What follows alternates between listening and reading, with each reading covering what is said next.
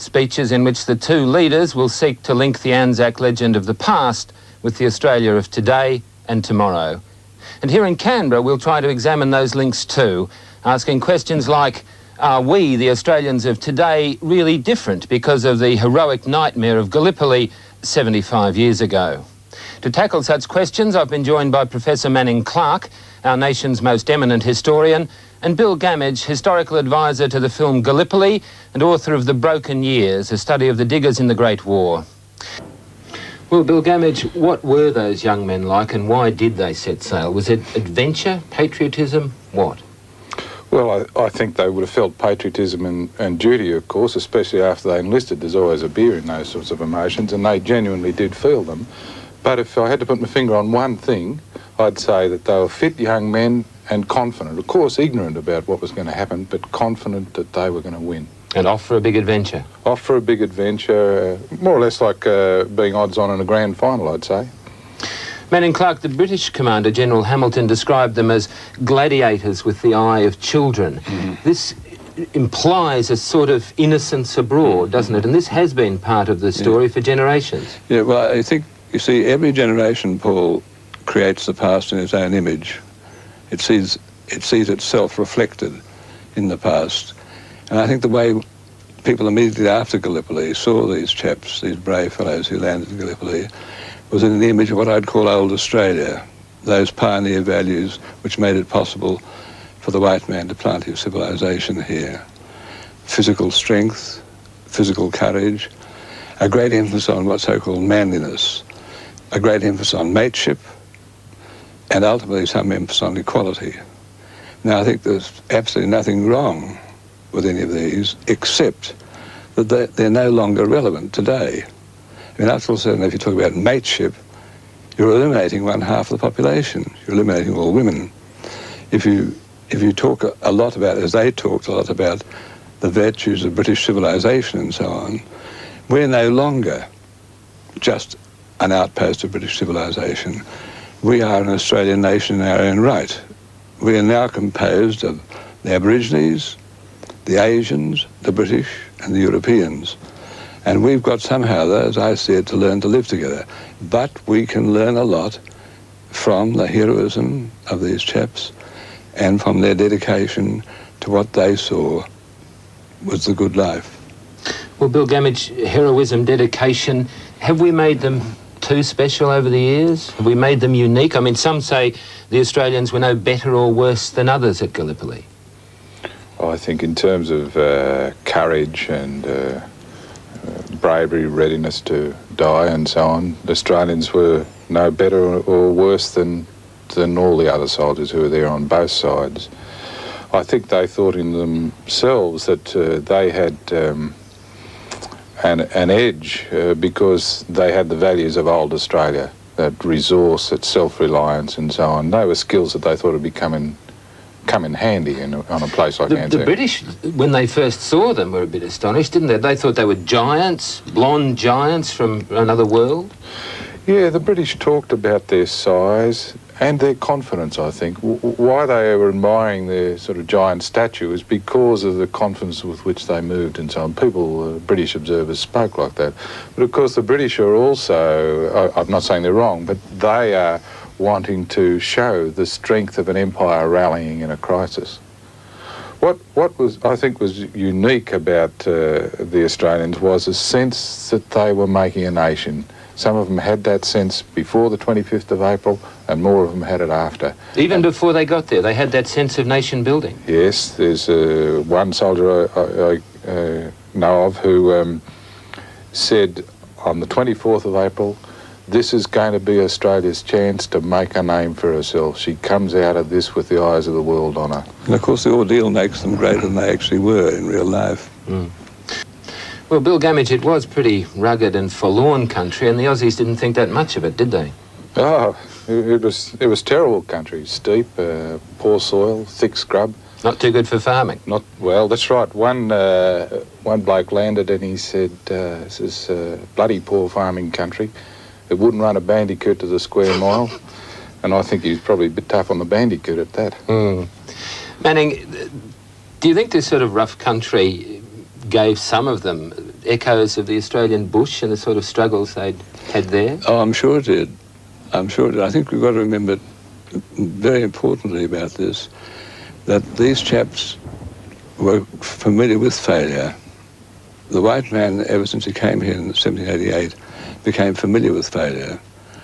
The landscape of Australia, the environment of Australia, the climate of Australia was harsh and inhospitable.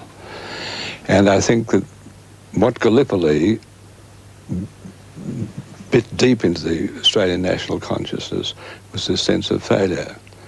But, of course... It wasn't seen as a failure at the time. Oh, no. It's achieving glory in failure.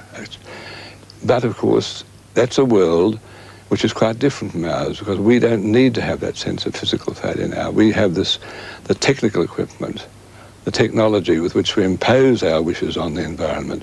Our danger is quite a different thing, that this technology we've got now might completely destroy our environment. But there was a feeling then of, well, what could you expect, was there? I mean, life's always going to deal you a dud hand. Yes, you're going to be beaten in the end. But the real test is how you respond to this. And this, I think, is the great thing, in some ways, the great thing about Gallipoli, that these chaps who survived that terrible ordeal not only achieved a measure of glory for themselves, but they transcended the material world. They became, as it were, transfigured by the experience.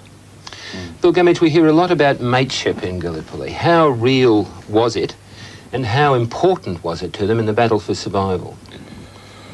Well, in one way, mateship's a response to failure, isn't it? I mean, it's drawing you together. Yeah, we pull together or we'll go down separately. And all soldiers have it for that reason. All soldiers have it, not only Did ours have it more than the others there? Well, I think they made a particular virtue of it. You can find examples of comradeship in the German army and mateship in other armies. What the Australians did was make it a ship, mateship, as it were, an abstract ideal. I don't know that they had it any stronger than other armies, but they did make it part of their code, as it were. They put it in there. And it did help them? Pantheon. It helps all soldiers. It helped the Turks, and it certainly helped the Australians, yes. It was one of their great virtues. Manning, they did develop, didn't they, a real pride in themselves. Mm-hmm. Did this flow back to Australia? Did we feel more proud of ourselves as a result back then?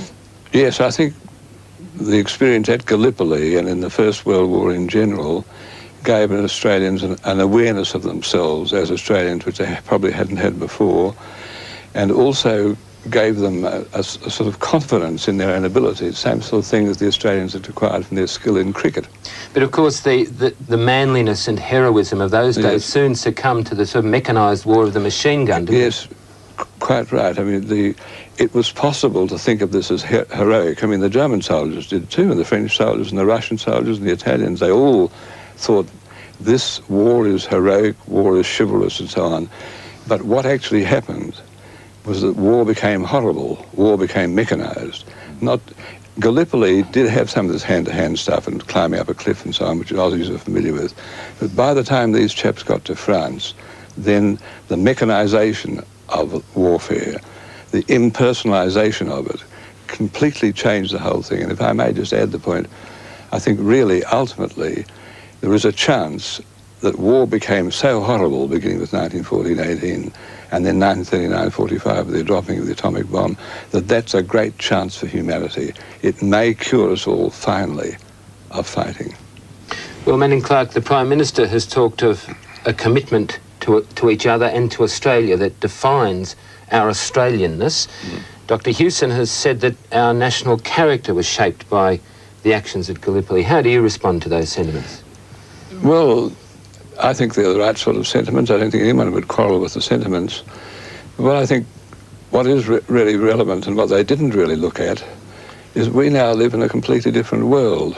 And I think the significance of Gallipoli for us is as a source of inspiration, a source of knowledge on who we were, who we used to be, and an opportunity for us to have a look at the much bigger question, what can we be now in 1990?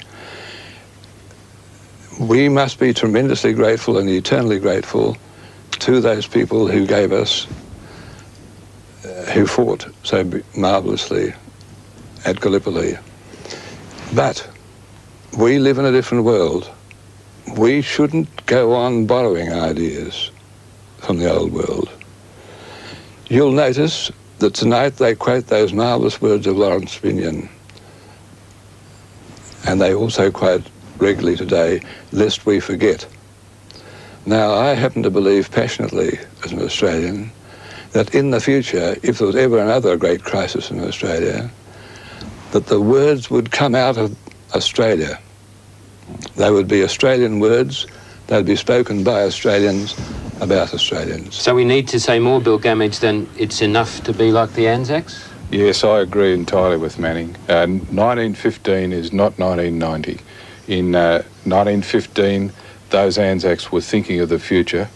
We can thank them best, we can honour them best, and we can remember them best if we do the same and think of the future of Australia. But they have made us different? Yes, they helped us to grow up. But, I'm sorry, but I think we've still got a bit to go. We've got now to, we want to take with us into the future all the best and the baggage from the past. We want to take Dad and Dave and Mother from Steel Rudd. We want to take Henry Lawson's Mrs. Spicer. We want to take the heroes of Gallipoli. But now we're in a different world, and we've got to create the world in our own image. We've got to have the courage to do that, and I believe we will. They taught us to detest war, and they taught us that we can't afford to lose men such as they were. But, as I say, Australia is a different country, and we should look to the future. Gentlemen, thanks to both of you.